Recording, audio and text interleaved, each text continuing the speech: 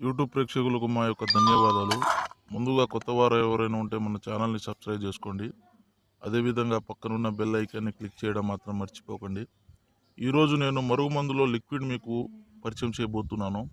ఈ లిక్విడ్ అంటే ఎందుకు వాడవలసి వస్తుందంటే భార్యాభర్తల సమస్యలకు, ప్రేమికుల సమస్యలకు, అనేక సమస్యలతో బాధపడుతున్న వారికి ఈ మరుగుమందులో ఈ లిక్విడ్ వాళ్ళ బట్టలకు కానీ, చెప్పులకు కానీ, శరీర భాగాన ఎక్కడైనా ఇలా అంటిస్తే చాలండి. వాళ్ళు కేవలం 2 నుంచి 3 రోజుల్లో మన మాట వినడం జరుగుతుంది.